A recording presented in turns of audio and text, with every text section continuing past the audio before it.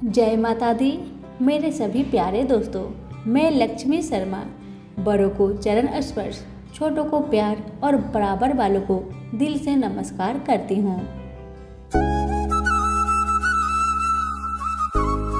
जय माँ अन्नपूर्णा।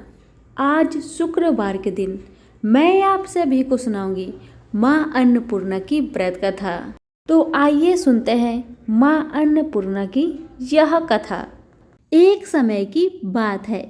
काशी निवासी धनंजय की पत्नी का नाम सुलक्षणा था।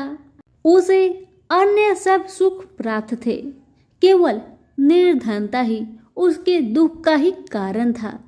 यह दुख उसे हर समय सताता था। एक दिन सुलक्षणा पति से बोली, स्वामी आप कुछ उद्यम करो तो काम चले, इस प्रकार कब तक काम चलेगा। सुलक्षणा की बात धनंजय के मन में बैठी और वह उसी दिन विश्वनाथ शंकर जी को प्रसन्न करने के लिए बैठ गया और कहने लगा, हे देवाधिदेव विश्वेश्वर, मुझे पूजा पाठ कुछ आता नहीं है, केवल तुम्हारे भरोसे बैठा हूँ। इतनी विनती करके वह 2-3 दिन भूखा प्यासा बैठा रहा। यह देखकर भगवान शंकर ने उसके कान में अन्नपूर्णा अन्नपूर्णा अन्नपूर्णा इस प्रकार 3 बार कहा। यह कौन है, क्या कह गया। इसी सोच में धनंजय पड़ गया कि मंदिर से आते ब्राह्मण को देखकर पूछने लगा, पंडित जी अन्नपूर्णा कौन है। ब्राह्मणों ने कहा, तू अन्न छोड़ बैठा है, सो तुझे अन्न की बात ही सूझती है, जा घर जाकर अन्न ग्रहण कर। धनंजय घर गया, स्त्री से सारी बात कही। वह बोली, नाथ चिंता मत करो कि स्वयं शंकर जी ने यह मंत्र दिया है, वे स्वयं ही खुलासा करेंगे, आप फिर जाकर उनकी आराधना करो। धनंजय फिर जैसा का तैसा पूजा में बैठ गया। रात्रि में शंकर जी ने आज्ञा दी, कहा तू पूर्व दिशा में चला जा। वह अन्नपूर्णा का नाम जपता जाता और रास्ते में फल खाता, झरनों का पानी पीता जाता। इस प्रकार कितने ही दिनों तक चलता गया। वहां उसे चांदी सी चमकती वन की शोभा देखने में आई। सुंदर सरोवर देखने में आया। उसके किनारे कितनी ही अप्सराएं झुंड बनाए बैठी थी। एक कथा कहती थी और सब माँ अन्नपूर्णा इस प्रकार बार बार कहती थी। यह अगहन मास की उजेली रात्रि थी और आज से ही व्रत का आरंभ था। जिस शब्द की खोज करने वह निकला था, वह उसे वहां सुनने को मिला। धनंजय ने उनके पास जाकर पूछा, हे देवियों, आप यह क्या करती हो। उन सब ने कहा, हम सब माँ अन्नपूर्णा का व्रत करती हैं। धनंजय बोला, व्रत करने से, पूजा करने से क्या होता है, या किसी ने किया भी है, इसे कब किया जाए, कैसा व्रत है और कैसी विधि है, मुझे भी कहो। वो कहने लगी, इस व्रत को सब कोई कर सकते हैं। 21 दिन तक के लिए 21 गांठ का सूत लेना चाहिए। 21 दिन यदि ना बने तो 1 दिन उपवास करे। यह भी ना बने तो केवल कथा सुनकर प्रसाद ले। निराहार रहकर कथा पढ़े। कथा सुनने वाला कोई ना मिले तो पीपल के पत्तों को रख, सुपारी या घृत कुमारी वृक्ष को सामने कर, दीपक को साक्षी कर, सूर्य, गाय, तुलसी या महादेव को बिना कथा सुनाए मुख में दाना न डाले। यदि भूल से कुछ पड़ जाए तो 1 दिवस फिर उपवास करे। व्रत के दिन क्रोध ना करे और झूठ ना बोले। धनंजय बोला, इस व्रत के करने से क्या होगा। वो कहने लगी, इसके करने से अंधों को नेत्र मिले, लूलों को हाथ मिले, निर्धन के घर धन आए, बाझिन को संतान मिले, मूर्ख को विद्या आए। जो जिस कामना से व्रत करे माँ उसकी इच्छा पूरी करती है।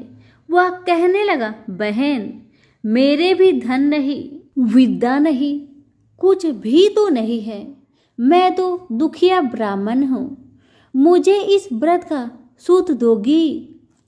उन्होंने कहा, हाँ भाई, तेरा कल्याण हो, तुझे देगी। ले इस व्रत का मंगल सूत्र ले। धनंजय ने व्रत किया। व्रत पूरा हुआ।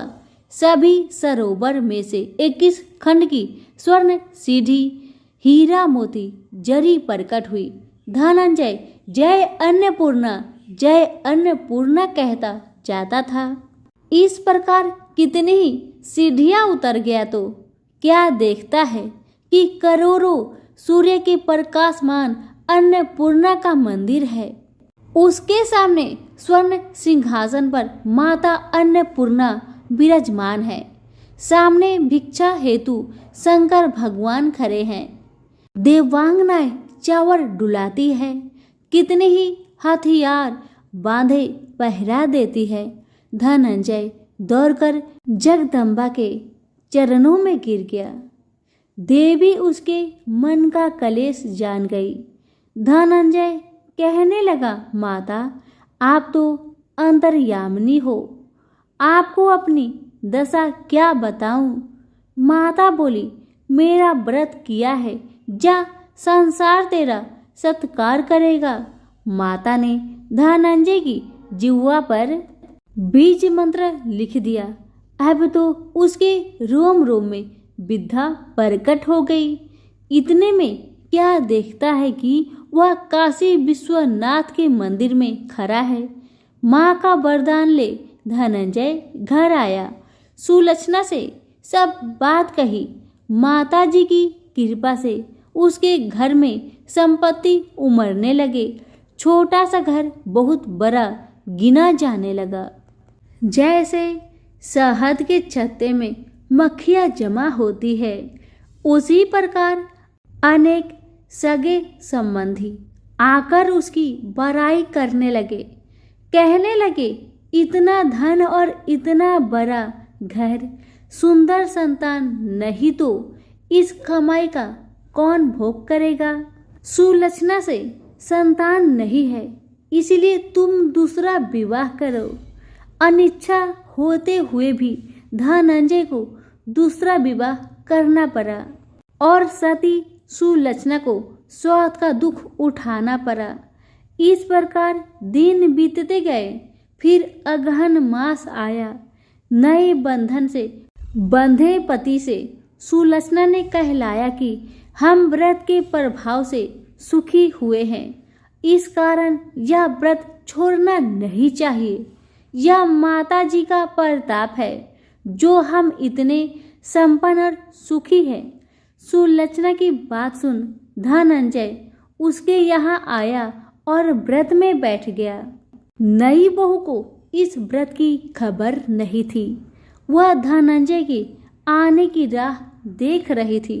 दिन बीतते गए और व्रत पूर्ण होने में 3 दिवस बाकी थे कि नई बहू को खबर पड़ी और उसके मन में ईर्ष्या की ज्वाला दहक रही थी। सुलक्षणा के घर आ पहुंची और उसने वहां भगदड़ मचा दी। वह धनंजय को अपने साथ ले गई। नए घर में धनंजय को थोड़ी देर के लिए निद्रा ने आ दबाया। इसी समय नई बहू ने उसका व्रत का सूत तोड़कर आग में फेंक दिया। अब तो माता जी का कोप जाग गया। घर में अकस्मात आग लग गई। सब कुछ जलकर खाक हो गया। सुलक्षणा जान गई और पति को फिर अपने घर ले आई। नई बहू रूठकर पिता के घर जा बैठी। पति को परमेश्वर मानने वाली सुलक्षणा बोली, नाथ घबराना नहीं, माता जी का कृपा अलौकिक है। पुत्र कुपुत्र हो जाता है पर माता कुमाता नहीं होती। अब आप श्रद्धा और भक्ति से आराधना शुरू करो, वे जरूर हमारा कल्याण करेगी। धनंजय फिर माता के पीछे पड़ गया। फिर वही सरोवर सीढ़ी प्रकट हुई, उसमें माँ अन्नपूर्णा कहकर वह उतर गया। वहां जा माता जी के चरणों में रुदन करने लगा। माता प्रसन्न हो बोली, यह मेरे स्वर्ण की मूर्ति ले, उसकी पूजा करना, तू फिर सुखी हो जाएगा। जा, तुझे मेरा आशीर्वाद है। तेरी स्त्री सुलक्षणा ने श्रद्धा से मेरा व्रत किया है, उसे मैंने पुत्र दिया है। धनंजय ने आँख खोली तो खुद को काशी विश्वनाथ के मंदिर में खड़ा पाया। वहां से फिर उसी प्रकार घर आया। इधर सुलक्षणा के दिन चढ़े और महीने पूरे होते ही पुत्र का जन्म हुआ। गांव में आश्चर्य की लहर दौड़ गई, मानता आने लगा। इस प्रकार उसी गांव के निसंतान सेठ के पुत्र होने पर उसने माता अन्नपूर्णा का मंदिर बनवा दिया। उसमें माता जी धूमधाम से पधारी, यज्ञ किया और धनंजय को मंदिर की आश्चर्य का प्रद दे दिया गया। जीविका के लिए मंदिर की दक्षिणा और रहने के लिए बड़ा सुंदर सा भवन दिया। धनंजय स्त्री पुत्र सहित वहां रहने लगा। माता जी के चढ़ावे में भरपूर आमदनी होने लगी। उधर नई बहू के पिता के घर डाका पड़ा, सब लूट गया। वे भीख मांगकर पेट भरने लगी। सुलक्षणा ने यह सुना तो उन्हें बुला भेजा और उनको अलग घर दिया और उनके अन्न वस्त्र का प्रबंध कर दिया। धनंजय, सुलक्षणा और उसका पुत्र माता जी की कृपा से आनंद से रहने लगे। माता जी ने जैसे इनके भंडार भरे वैसे सबके भंडार भरे।